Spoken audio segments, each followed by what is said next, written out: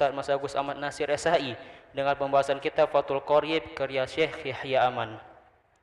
Untuk ketertiban dan kenyamanan beribadah, jemaah diharapkan untuk tidak mengaktifkan handphonenya dan barang-barang milik jemaah untuk kiranya dapat dijaga sendiri. Dan kami himbau kepada para jemaah sekalian untuk dapat berkenan mengikuti rangkaian doa dan zikir bersama imam hingga selesai. Demikianlah harap dimaklumi. Atas perhatiannya, kami pengurus Masjid Sultan Mahmud Badrudin kerana mengucapkan terima kasih. Semoga Allah Subhanahu wa taala menerima rangkaian ibadah kita pada hari ini. Amin ya rabbal alamin. Wassalamualaikum warahmatullahi wabarakatuh. Allahu akbar, Allahu akbar. Asyhadu an la ilaha illallah. Asyhadu anna Muhammadar Rasulullah. حي على الصلاة حي على الفلاح قد قامت الصلاة قد قامت الصلاة الله أكبر الله أكبر لا إله إلا الله لا إله إلا الله سيدنا محمد رسول الله صلى الله عليه وسلم استووا سووا صفوفكم فلتشهدوا صفوا من تمام الصلاة بسم الله الرحمن الرحيم قل أعوذ برب الناس من شر الوسواس الذي يوسوس في صدور الناس من المدينة والناس استغفر الله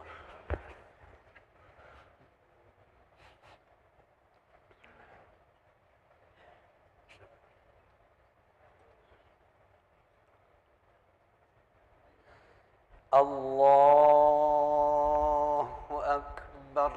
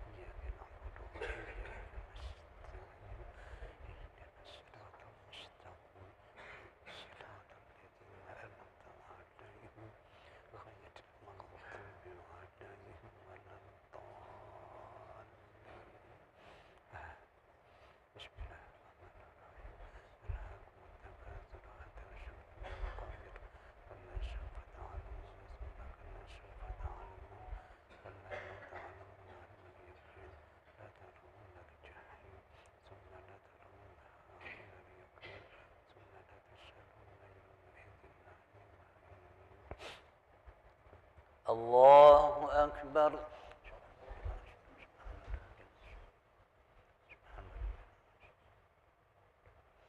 سمع الله لمن حمده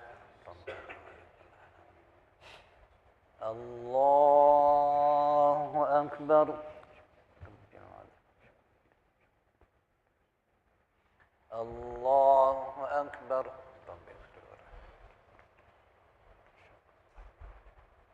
الله أكبر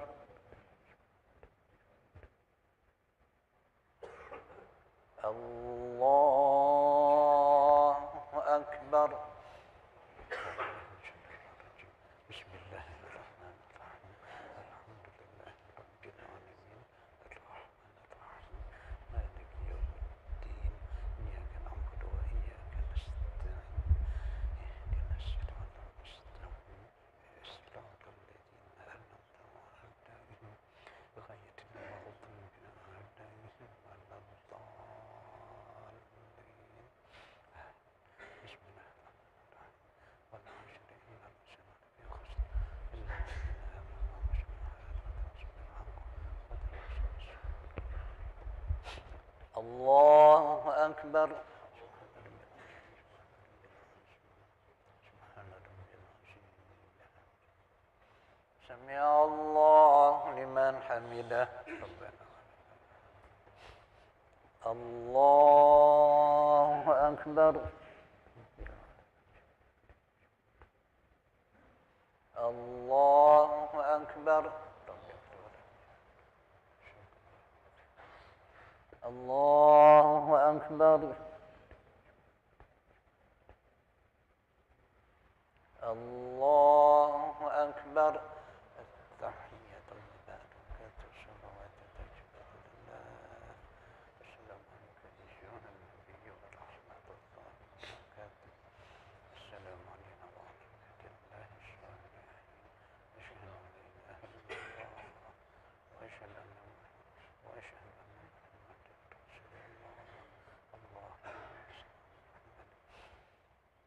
الله أكبر. بسم الله الرحمن الرحيم. الحمد لله رب العالمين الرحمن الرحيم مالك يوم الدين إياك نعبد وإياك نستعين اهدنا الصراط المستقيم صراط الذين أنعمت عليهم غير المغضوب عليهم ولا الضالين. الله أكبر.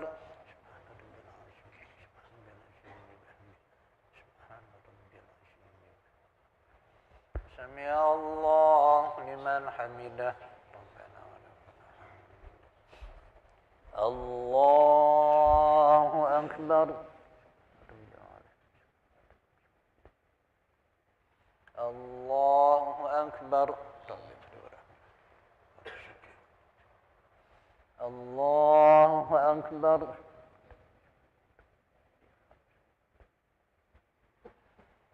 الله أكبر. بسم الله الرحمن الرحيم. الحمد لله رب العالمين الرحمن الرحيم مالك يوم الدين إياك نعبد وإياك نستعين اهدنا الصراط المستقيم صراط الذين أنعمت عليهم غير المغضوب عليهم ولا الضالين. الله أكبر.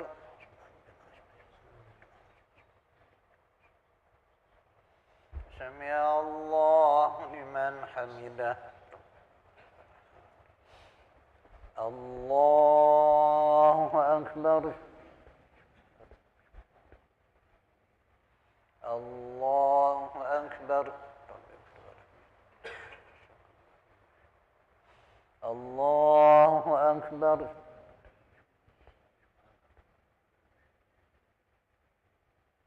الله أكبر. التحيات المباركات السلام عليكم أيها النبي ورحمة الله وبركاته. السلام علينا وعلى عباد الله الصالحين.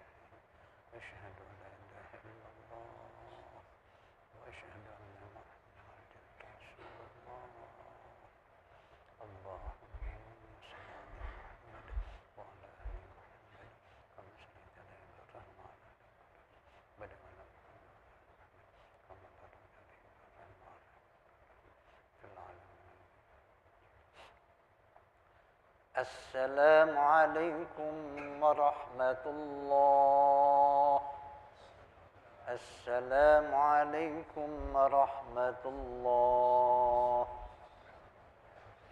استغفر الله العظيم الذي لا إله إلا هو. استغفر الله العظيم الذي لا إله إلا هو. استغفر الله العظيم الذي لا إله إلا هو. لا إله إلا الله له لا شريك له له الملك وله الحمد يحيي ويميت وهو على كل شيء قدير. لا إله إلا الله له لا شريك له له الملك وله الحمد يحيي ويميت وهو على كل شيء قدير. لا إله إلا الله له لا شريك له له الملك وله الحمد يحيي ويميت وهو على كل شيء قدير. لا إله إلا الله له لا شريك له له الملك وله الحمد يحيي ويميت وهو على كل شيء قدير. لا إله إلا الله له لا شريك له له الملك وله الحمد يحيي ويميت وهو على كل شيء قدير. لا إله إلا الله له لا شريك له له الملك وله الحمد يحيي وهو على كل شيء قدير. لا إله إلا الله له لا شريك له له الملك وله الحمد يحيي وهو على كل شيء قدير. لا إله إلا الله له لا شريك له له الملك وله الحمد يحيي وهو على كل شيء قدير. لا إله إلا الله له لا شريك له له الملك وله الحمد وهو على كل شيء قدير. لا إله إلا الله له لا شريك له له الملك وله الحمد وهو على كل شيء قدير. اللهم اجعلنا من النار. اللهم اجعلنا من النار. اللهم اجعلنا من النار.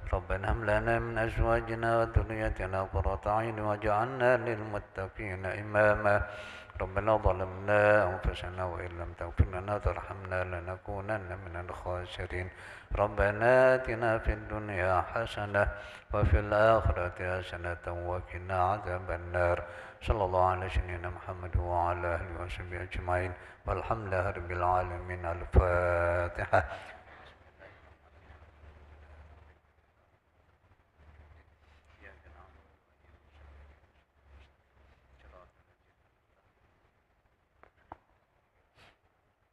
آمين يا الله، آمين يا رحمن، آمين يا رحيم. اللهم عافنا من كل بلاء الدنيا وعذاب الآخرة وشر الدنيا وشر الآخرة. غفر الله لنا ولهم برحمتك يا أرحم الراحمين. لهم فيها سبحانك اللهم وتحيات فيها سلام وآخر لهم الحمد لله رب العالمين.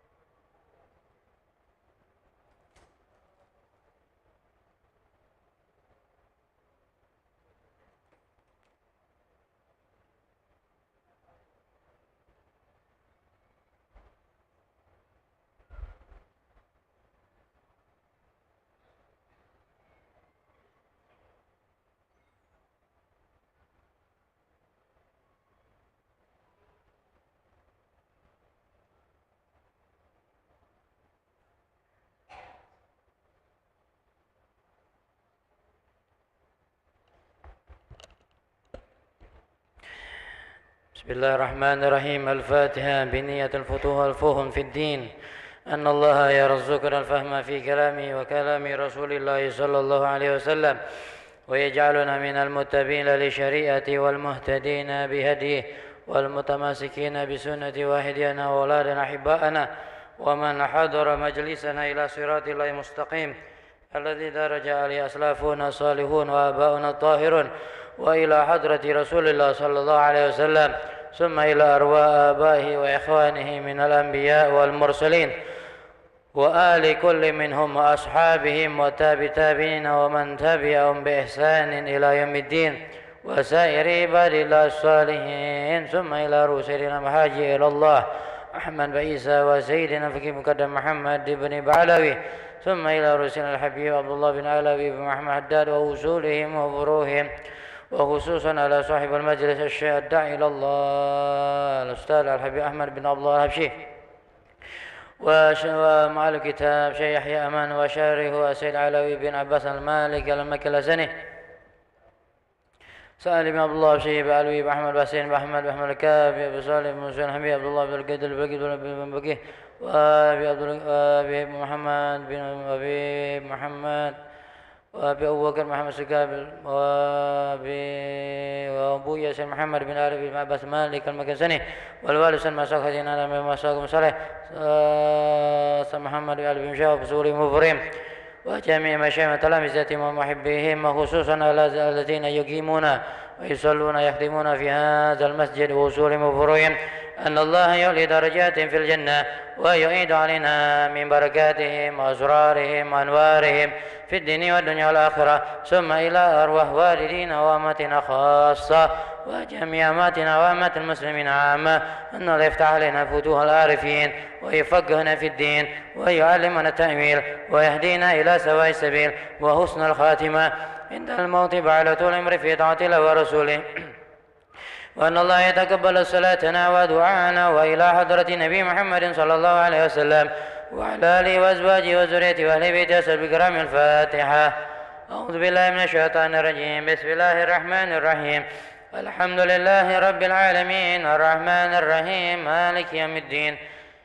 إياك نعبد وإياك نستعين. اهدنا الصراط المستقيم صراط الذين أنعمت عليهم غير المغضوب عليهم ولا الضالين آمين. سبحان الله وبحمده سبحان الله العظيم أستغفر الله. سبحان الله وبحمده سبحان الله العظيم أستغفر الله. سبحان الله وبحمده سبحان الله العظيم أستغفر الله. بسم الله الرحمن الرحيم. الحمد لله رب العالمين. اللهم صل وسلم على سيدنا محمد وعلى آل سيدنا محمد. اللهم أرنا الحق حقا وارزقنا اتباعه وأرنا الباطل باطلا وارزقنا اجتنابه ولا تجعل مشتبه علينا فنتبع الهوى. ربنا لا تزغ قلوبنا بعد إذ هديتنا وهب لنا من لدنك رحمة إنك أنت الوهاب. السلام عليكم ورحمة الله تعالى وبركاته. الحمد لله رب العالمين. الصلاة والسلام على أشرف الأنبياء والمرسلين سيدنا وحبيبنا وشفيعنا وقرة أعيننا ومولانا محمد وعلى آله وصحبه أجمعين. سبحانك لا علم لنا إلا ما علمتنا إنك أنت العليم الحكيم وتب علينا إنك أنت التواب الرحيم ولا حول ولا قوة إلا بالله العلي العظيم. رب اشرح لي صدري ويسر لي أمري واحلل عقدة من لساني يفقهوا قولي وسدد لساني واهدي قلبي بجاه سيدنا محمد صلى الله عليه وآله وسلم. Masyarul ikhwan wal akhwat wal aba wal ummahat, para orang tua kami, bapak-bapak, ibu-ibu, saudara-saudara, ya insyaallah kita selalu dirahmati oleh Allah Subhanahu wa taala. Syukur alhamdulillah, dengan sama-sama kita mengucapkan kalimat alhamdulillah wasyukrulillah, alhamdulillah wasyukrulillah, alhamdulillah wasyukrulillah. Kita bersyukur dan terus selalu kita bersyukur kepada Allah Subhanahu wa taala, yang mana Allah Subhanahu wa taala sampai saat ini, sampai detik ini, Allah Subhanahu wa taala masih perkenankan, masih memberikan daripada fasilitas nikmat-nikmatnya kepada kita semua, baik itu nikmat iman wal Islam, nikmat sehat wal afiyah, dan nikmat salah satunya kembali kita dikumpulkan oleh Allah Subhanahu wa ta'ala, digerakkan hati kita, dilangkahkan kedua kaki kita untuk sama-sama kita berniat tagarrub ilallah, mendekatkan diri kita kepada Allah Subhanahu wa ta'ala.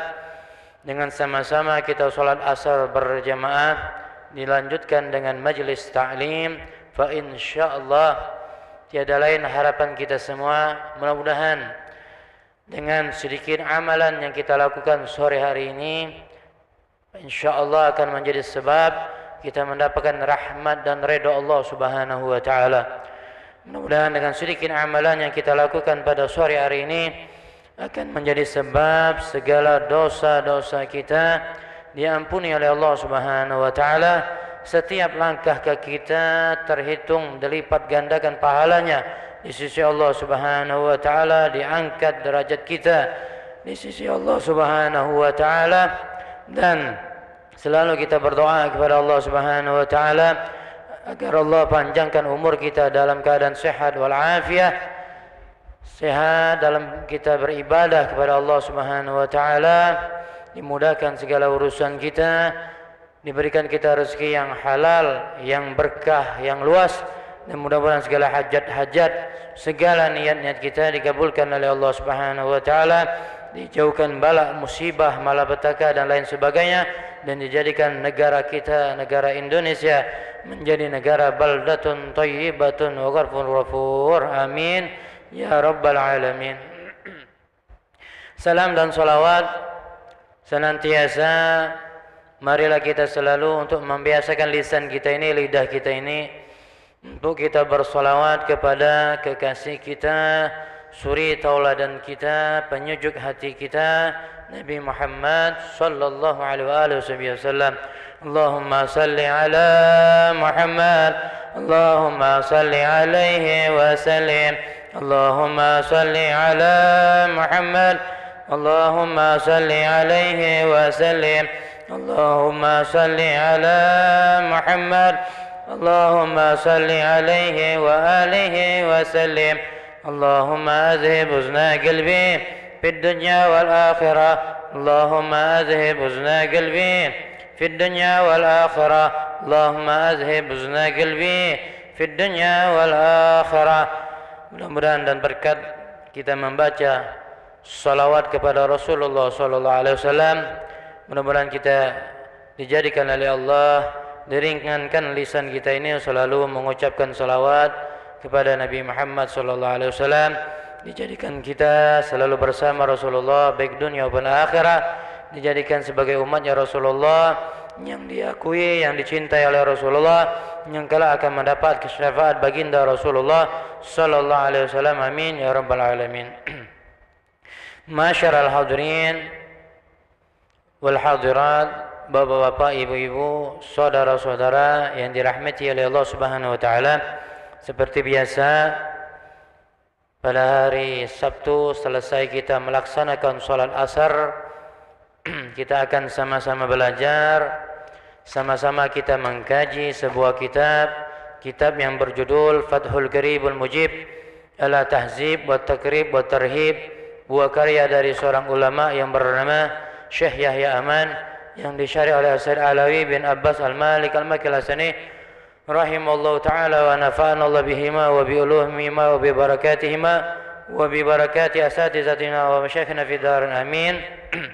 Yang insyaallah pada kesempatan sore hari ini melanjutkan daripada kajian kita, yaitu masih menjelaskan tentang at-taghrifu fil jama'ati wal imamati wa tarhibu min at-takhallufi min anil jama'ah, yaitu menjelaskan tentang anjuran agar kita senantiasa sholat berjamaah, dianjurkan agar kita menjadi imam, dan juga ancaman bagi seseorang yang dia meninggalkan daripada sholat berjamaah.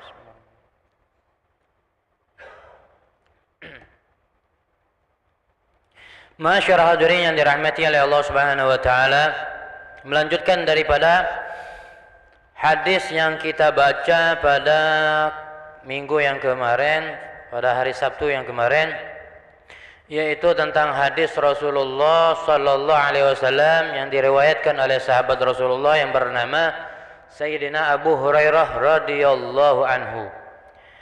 Beliau mengatakan bahwasanya Rasulullah sallallahu alaihi wasallam bersabda, "Walladzi nafsi biyadihi laqad hamamtu an amura bihatabin fayahtataba summa amura bis salati fayu'azzana laha summa amura rajulan fayu'umman nas summa ukhalifa ila rijalin fa uharriku alaihim buyutahum." Muttafaqun alaih.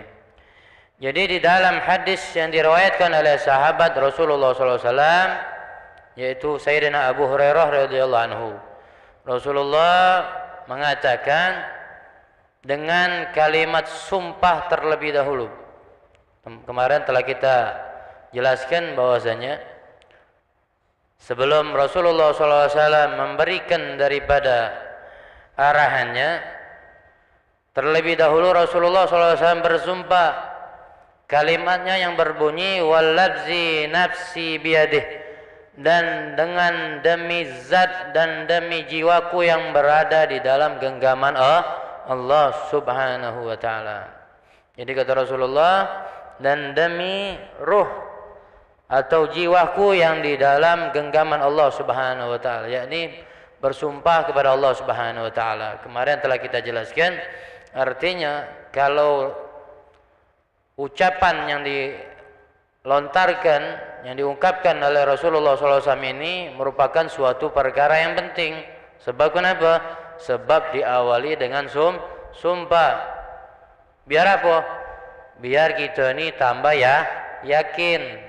Biar kita ini lebih perhatian dengan apa yang bakal disampaikan oleh Rasulullah SAW. Sebagaimana yang telah kita jelaskan pada minggu yang kemarin, bahwasanya ketika kita juga ingin meyakini seseorang, maka kita nih kebiasaan kita nih dengan menyebutkan kalimat sumpah.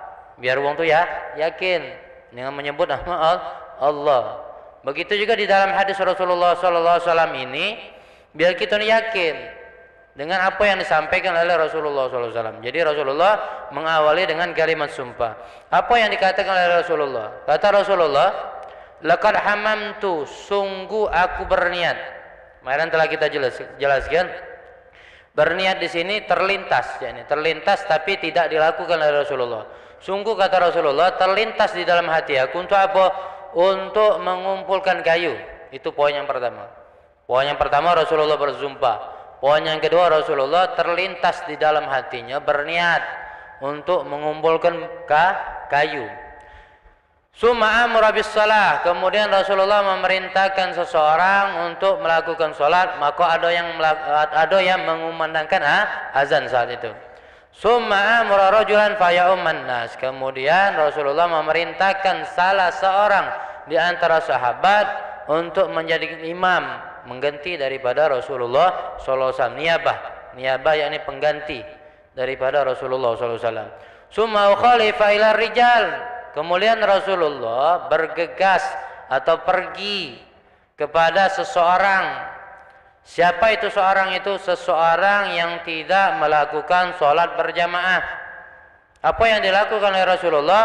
Fa uharriku alaihim buyutahum. Rasulullah berniat, berkeinginan untuk membakar rumah-rumah mereka. Siapa mereka di sini? Orang-orang yang meninggalkan sholat berjamaah. Muttafaqun alaih. Hadis ini diriwayatkan oleh Rawahul Bukhari wal Muslim. Kalau dikatakan muttafaqun alaih, artinya dua riwayat. Siapa itu? Rawahu Imam Bukhari. Pertama yang meriwayatkan Imam Bukhari, begitu juga yang diriwayatkan oleh Imam Muslim, sama berarti. Riwayat ada dua riwayat, dua imam. Nah, kalau sudah diriwayatkan oleh Imam Bukhari, Imam Muslim, berarti kesahihan hadis ini diakui. Makanya kita harus perhatian dengan apa yang disampaikan oleh Rasulullah SAW ini. Jadi Rasulullah, maka di dalam syarah hadis ini disebutkan, jadi diambil istimbat, diambil hukum. Ininya kecerdasan ulama-ulama terdahulu. Di dalam satu hadis ini banyak berbagai hukum yang diambil oleh para ulama. Yang pertama, artinya dibolehkan bagi seorang imam rawatib. Kalau kita jelaskan kemarin, jadi bagi imam rawatib yang dia biasa mengimami di musola atau di masjid. Ada di masjid musola itu ada namanya imam rawatib yang sudah diatur oleh pengurus masjid. Maka kalau seandainya mereka ini yang sudah ada terjadwal sebagai imam, boleh mereka ini untuk meminta orang lain menggantikan daripada posisinya kalau seandainya dia ini ada suatu uzur, suatu halangan, suatu gawean. Yang gawean tadi dibenarkan di dalam syariat. Jadi dia minta tolong sama yang lain. Misal dia terjadwal sebagai imam, tiba-tiba dia ini ada jadwal, mendadak ada jadwal. Nah, dia wajib, dia boleh untuk memerintahkan orang lain untuk menggantikan daripada dirinya. Sebagaimana yang dilakukan oleh Rasulullah. Ketika Rasulullah SAW memerintahkan sholat, ada yang azan, setelah iqamah, maka Rasulullah memerintahkan sahabat yang lain untuk apa?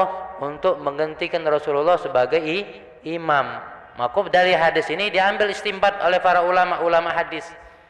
Salah satunya yang tadi, Jadi dibolehkan bagi imam rawatib, ya, kalau seandainya dia uzur, minta tolong yang lain untuk menggantikan daripada posisinya. Dibolehkan ya, dibolehkan. Terus juga di sini jawazul insirafil ba'da iqamatis shalah li uzrin wa innama hamma bisnyanin ba'da iqamatis shalah. Jadi apa yang dilakukan oleh Rasulullah SAW? Rasulullah kan setelah iqamah Rasulullah pergi. Yes. Untuk apa? Nah, maka di sini disebutkan kenapa Rasulullah SAW perginya Rasulullah setelah iqamah. Ya, setelah iqamah. Tadi juga jelaskan bahwasanya walaupun imam rawatib tadi setelah qomat, ya, tiba-tiba ada urusan, ya, boleh diizinkan, dibolehkan bagi dia. Hatta sekalipun setelah iqamat. Dan begitu juga kenapa Rasulullah, ya, perginya kepada berniat untuk pergi meninggalkan, ya, jamaah tersebut untuk mendatangi rumah-rumah itu setelah iqamah. Setelah iqamah. Kenapa? Karena setelah iqamah itulah sudah dipastikan orang-orang itu tidak bakal melakukan sholat berjamaah. Dan orang-orang itu tidak mungkin lagi berbuat alasan kalau setelah iqamah. Kalau sebelum iqamah, pacak dia buat alasan. Apa kau tidak sholat berjamaah? Ya belum qomat. Aku masih ada urusan. Tapi kalau sudah disebutkan, kalau sudah diucapkan iqamah, ya, artinya kan sudah nak sholat. Ya, maka kalau sudah iqamah, ya, diambil hukumnya. Kenapa? Kalau sudah iqamah, maka kita tidak boleh lagi untuk melakukan hal-hal yang lain selain urusan sholat. Seperti apa? Seperti imam memerintahkan untuk istawu lis shalah, untuk merapatkan barisan, dibolehkan. Jadi kalau imam itu memerintahkan untuk istawu lis shalah, dibolehkan. Jadi kalau setelah qomat itu tidak boleh lagi ada urusan-urusan yang lain. Kalau diambil istimbat dari hukum ini, ya. Artinya apa? Tak kati alasan lagi. Jadi Rasulullah SAW pergi itu setelah iqamah itu menandakan kalau setelah iqamah itu arti tidak pacak lagi seorang itu beralasan. Kalau dia sudah iqamah tadi dikumandangkan masih belum datang, artinya berarti dia memang dengan niat tidak melakukan sholat berjamaah macam itu. Dan juga diambil kesimpulan kalau seandainya sudah iqamah tidak boleh lagi ada urusan-urusan yang lain. Tidak boleh lagi nak ngomong, nak bercerita, nak main HP atau lain dan sebagainya. Kalau sudah iqamah sudah, lepaskanlah urusan-urusan yang lain. Main HP sudah, matikanlah HP-nya. Nak ngomong sudah, jadilah ngomong. Agak sholat dulu. Kalau sudah iqamah sudah, tidak usah nak bercerita-cerita lagi. Nah, kita ini kan kebiasaan masih. Muazzin sudah iqamah, kita ini masih santai, masih galak ngomong, masih galak ngobrol. Kita tidak nak bersiap-siap.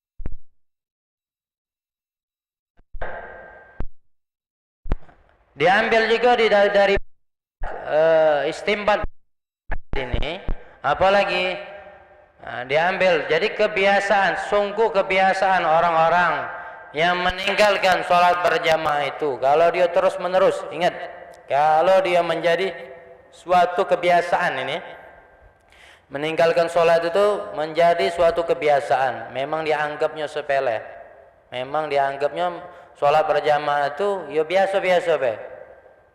Terus ditinggalkannya terus sholat berjamaah tadi. Maka dikatakan orang-orang yang senantiasa meninggalkan sholat berjamaah terus menerus itu disebutkan di antara akhlaknya orang-orang yang munafik. Maka kita takut. Jadi orang-orang yang meninggalkan sholat berjamaah terkategori juga sebagai orang-orang yang munafik. Ya. Siapa itu orang-orang yang munafik? Orang-orang yang munafik ini adalah lain yang ditampak zahirnya, lain pula yang di dalam di batinnya dia. Dan orang-orang yang munafik ini Kalau di dalam firman Allah Subhanahu wa taala, maka dikatakan sesungguhnya orang-orang munafik itu letaknya kelak kapan di akhir min asfalin nas, fi asfalin nas, di dalam dasarnya api nerakanya Allah Subhanahu wa taala. Dan kita juga takut terkategori sebagai orang-orang yang munafik tersebut. Nah, salah satunya tanda orang-orang munafik apa itu? Yang sungkan melakukan sholat berjamaah, enggan melakukan sholat berjamaah. Maka orang-orang tersebut termasuk juga orang-orang yang munafik. Kemarin telah kita sebutkan, itu orang-orang munafik. Wa iza qamu, apabila mereka itu diperintahkan untuk mengerjakan sholat, qamu kusala, mereka itu melakukan sholat secara malas. Sholat, tapi lesu. Mereka ini kalau diperintahkan sholat, maka mereka ini malas-malasan. Disuruh berbuat baik, lesu dia, malas. Menghadirkan majlis taklim, lesu, malas. Pokoknya kalau beribadah kepada Allah Subhanahu wa taala, dia tidak semangat. Maka itu salah satu daripada tanda orang-orang yang munafik. Maka kita mudah-mudahan Allah jauhkan kita daripada sifat-sifat orang-orang yang munafik. Salah satunya yaitu meninggalkan sholat berjamaah. Maka di dalam hadis ini jadi ancaman bagi kita, sebagai ancaman bagi kita, bagi orang-orang yang meninggalkan sholat berjamaah, takutnya terkategori sebagai orang-orang yang munafik. Ini ancaman yang sangat kuat deh. Ancaman yang sangat kuat dan diintimidasi oleh Rasulullah SAW yang sangat kuat. Jadi mereka ini orang-orang yang meninggalkan sholat berjamaah menyerupai daripada orang-orang yang munafik. Maka kita harus merenungkan daripada apa yang disampaikan oleh Rasulullah SAW ini. Sebab Rasulullah menyampaikan ini dengan kalimat sumpah terlebih dahulu. Rasulullah bersumpah, ingat, Rasulullah bersumpah, bahkan ingat Rasulullah punya niat untuk apa? Berniat untuk membakar rumah-rumah mereka yang meninggalkan sholat berjamaah. Walaupun niat Rasulullah tidak sampai. Ini terjadi di awalnya Islam. Pada awalnya Islam. Jadi Rasulullah sebagai ijtihadnya Rasulullah itu kepengen baik. Ada ijtihad, Rasulullah kepengen kalau seandainya orang-orang yang meninggalkan sholat berjamaah, Rasulullah pengen mendatangi daripada rumah-rumah mereka. Pengen mendatangi rumah-rumah mereka, pengen membakar daripada rumah-rumah mereka. Tapi ini tidak terjadi. Cuman sebatas apa? Cuman sebatas keinginan daripada Rasulullah. Cuman sebatas ijtihadnya Rasulullah. Dan ijtihadnya Rasulullah ini akhirnya dihapus oleh firman Allah Subhanahu wa taala, wahyunya Allah Subhanahu wa taala. Namun di dalam hadis ini menimbulkan satu hukum. Menimbulkan satu hukum, artinya sholat daripada sholat berjamaah itu hukumnya fardu kifayah. Artinya kalau fardu kifayah itu termasuk dikuatkan juga. Maka di dalam hadis ini ada 3 hukum yang diambil daripada hadis ini, dijelaskan di dalam hadis ini di dalam syarahnya. Pertama, ada sebagian ulama menyatakan meninggalkan sholat berjamaah, melakukan sholat berjamaah termasuk hukumnya fardu ain. Fardu ain. Artinya setiap kita ini wajib untuk melakukan sholat berjamaah. Diambil dari hadis Rasulullah yang mana? Hadis Rasulullah yang lain. Ketika ada seseorang yang datang menjumpai Rasulullah SAW, maka orang ini bertanya kepada Rasulullah SAW, ya Rasulullah, aku ni butuh, kata dia. Aku ni butuh. Maka aku minta kepadamu untuk biar aku ni dihapuskan daripada beban untuk melakukan sholat berjamaah. Sebab aku ni punya uzur. Aku ni kan butuh. Tidak mampu, tak katik uang yang bisa merewangi aku ni untuk mengantarkan aku ni untuk melakukan sholat berjamaah di masjid. Maka aku minta tolong kepadamu, minta dihapuskan ini. Dihapuskan kewajiban bagi aku ini untuk melakukan sholat berjamaah. Jadi seorang ini minta apa? Minta kepada Rasulullah karena dia buta. Ada uzur. Ingat, dia ini buta. Sahabat Rasulullah, kalau disebutkan di dalam syarahnya disebut siapa? Sahabat Rasulullah namanya Ummi Maktum. Nama aslinya Abdullah bin Ummi Maktum. Jadi sahabat Rasulullah ini dia tuh buta. Jadi minta keringanan kepada Rasulullah. Akhirnya Rasulullah mengasihlah keringanan. Pertama kali Rasulullah Ya khair, kata Rasul. Naam, kata Rasul, aku berikan keringanan. Namun setelah terdengar panggilan azan, saat itu juga Rasulullah mendengar panggilan azan. Rasulullah bertanya kepada sahabat ini, apakah kau mendengar kalimat azan tersebut? Maka dia ngomong, naam Rasulullah, aku mendengar.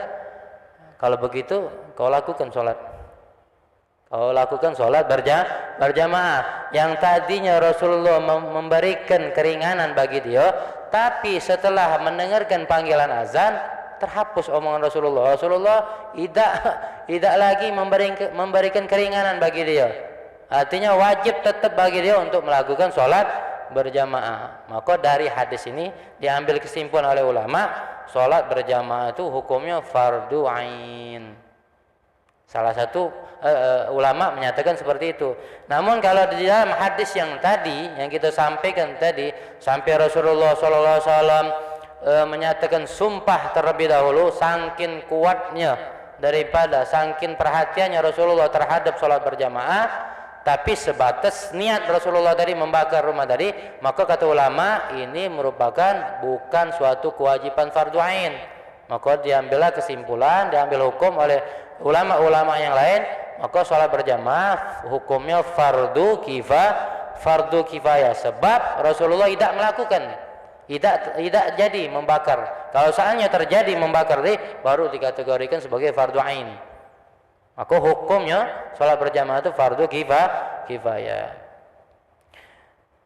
Nah, jadi ada lagi ulama juga yang menyatakan hukumnya sunnah, sunnah muakkad.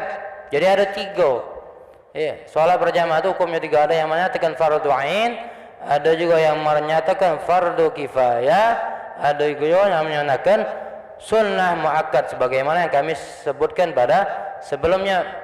Jadi dari kesimpulannya, artinya sangat dikuatkan niat bagi kita untuk jangan sampai kita ini meninggalkan daripada sholat berjamaah, walaupun berbeda-beda pendapat ulama di dalam kita mengambil hukum, para ulama di dalam mengambil hukum sholat berjamaah.